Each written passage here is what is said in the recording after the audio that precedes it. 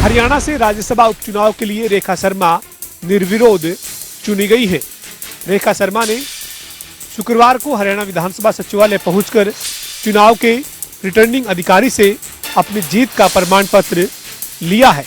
इस दौरान रेखा शर्मा के साथ हरियाणा के कैबिनेट मंत्री महिपाल ढांडा और पूर्व स्पीकर ज्ञानचंद गुप्ता समेत कई नेता मौजूद रहे। चुनाव में जीत का प्रमाण पत्र मिलने के बाद रेखा शर्मा ने मीडिया से बातचीत की। रेखा शर्मा ने कहा कि पार्टी के नेतृत्व ने उन पर जो भरोसा जताया है, इस पर वे खरा उतरेंगी। रेखा शर्मा ने कहा कि महिलाओं के लिए उन्होंने पिछले 9 साल में राष्ट्रीय महिला आयोग में रहते हुए काम किया है और अब भी महिलाओं समेत हर वर्ग की मजबूती के साथ आवाज संसद में उठाएंगी। इस मौके पर हरियाणा के कैबिनेट मंत्री महिपाल ढांडा ने कहा कि केंद्र की मोदी सरकार महिलाओं के सशक्तिकरण के लिए काम कर रही है। महिपाल ढांडा ने कहा कि हरियाणा की 5 राज्यसभा की सीट है, जिनमें 2 सीटों पर महिलाओं को मौका दिया गया है। ढांडा ने कहा कि पहले किरण चौधरी को राज्यसभा के उपचुनाव में उम्मीदवार बनाकर भेजा गया था और अब रेखा शर्मा निर्विरोध चुनकर राज्यसभा पहुंची है। काबिले गौर है कि 10 दिसंबर को रेखा शर्मा ने नामांकन पत्र के आखिरी दिन अपना नामांकन भरा था। रेखा शर्मा के साथ हरियाणा के मुख्यमंत्री नायब सिंह सैनी और प्रदेश अध्यक्ष भी मोहन लाल बड़ौली समेत तमाम मंत्री और विधायक मौजूद रहे थे। रेखा शर्मा का एक ही नाम नामांकन में आया था। विपक्ष के पास संख्या बल नहीं था, लिहाजा कोई भी उम्मीदवार विपक्ष ने नहीं उतारा। इसी के चलते रेखा शर्मा हरियाणा से राज्यसभा के उपचुनाव के लिए निर्विरोध सांसद चुनी गई हैं। सोनीपत के बहालगढ़ रोड पर ऑटो मार्केट के सामने एक महिला का शव मिला है। शव की गर्दन नहीं है। शुरुआत में की जांच में पता लगता है कि महिला की हत्या कर शव को यहां पर डाला गया है। महिला की उम्र 45 से 50 वर्ष के बीच है और बिहार की रहने वाली है। महिला एक निजी अस्पताल में कर्मचारी थी।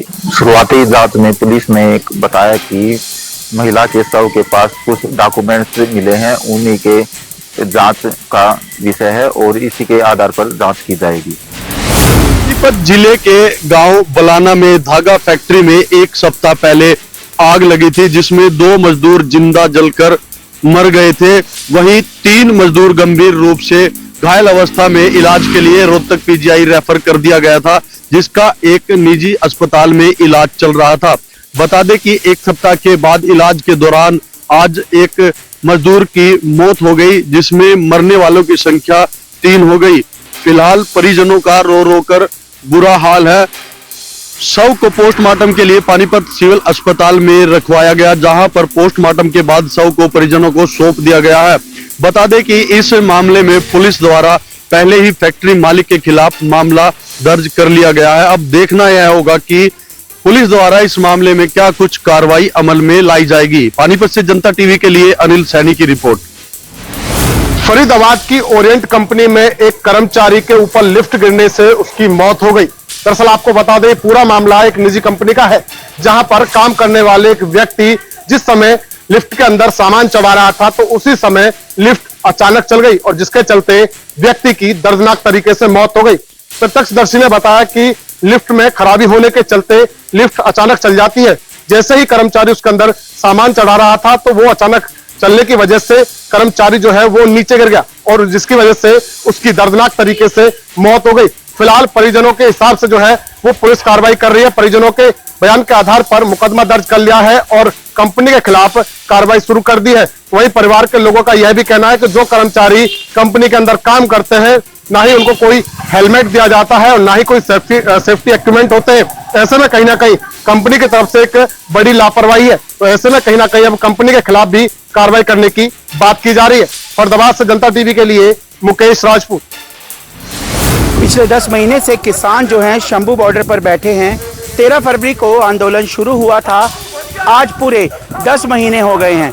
इसको लेकर आपको बताना चाहूँगा कि 13 फरवरी के दिन जब किसानों ने दिल्ली कूच की कॉल की थी, तब इसी पुल के ऊपर से ही उनको दिल्ली रवाना होना था। मेरे पीछे तस्वीरों में आप देख सकते हैं, ये वही बैरिकेटिंग है जहां पर 13 फरवरी को जब किसानों ने आगे बढ़ने की कोशिश की, तब यहां पर हैवी शेलिंग की गई, आंसू गैस के गोले छोड़े गए और कहीं ना कहीं इससे आगे जो है नहीं जाने दिया गया। तो उस समय यहाँ पर 7 लेयर बैरिकेटिंग थी। दोनों तरफ पुल की तस्वीरें जो हैं हम आपको दिखा रहे हैं। एक तरफ पंजाब से दिल्ली जाने की तस्वीर है, तो दिल्ली से पंजाब जाने वाली दोनों तरफ से जो है बैरिकेटिंग वो पूरी की गई है। और ये घग्गर पुल, इसके नीचे जो है घग्गर नदी जो है वो यहाँ से चलती है, तो नीचे भी काफ़ी पुलिस की सिक्योरिटी का इंतजाम किया गया था। लेकिन आपको बता दें एक बार फिर, यानी कल 14 दिसंबर को किसानों ने दिल्ली कूच की कॉल की है, तो इसी के चलते वहीं अंबाला के जो एसपी हैं, पुलिस कप्तान, उनका साफ तौर पर बयान आया है कि यदि किसान जो हैं वह परमिशन ले, अगर उनके पास परमिशन होगी तभी उन्हें जो है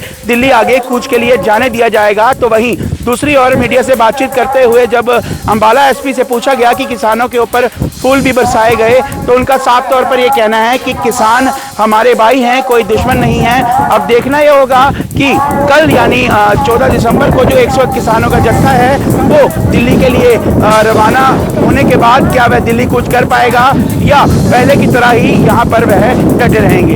जनता टीवी के लिए शंभू बॉर्डर से राघव की रिपोर्ट। रोहतक के पावर हाउस चौक के पास दिल्ली रोड पर अचानक चलती गाड़ी में आग लग गई, जिसके बाद आग इतनी भयंकर थी कि 2 अन्य गाड़ियों को भी अपनी चपेट में ले लिया। हालांकि फायर ब्रिगेड की गाड़ी मौके पर पहुंची और आग पर काबू पाया, लेकिन तब तक तीनों गाड़ियां जलकर खाक हो चुकी थी। हालांकि मौके पर पुलिस पहुंची, मामला दर्ज कर जांच शुरू की तो पाया कि अचानक स्कॉर्पियो गाड़ी में धुआं उठने लगा और उसके बाद उसमें आग लग गई। हालांकि स्कॉर्पियो चालक अमित ने बताया कि उन्हें कुछ महीने पहले ही स्कॉर्पियो गाड़ी नई खरीदी थी, जिसके बाद वह अपने दोस्तों के साथ आज 3 बजे के करीबन पावर हाउस चौक से दिल्ली बाईपास की तरफ जा रहा था।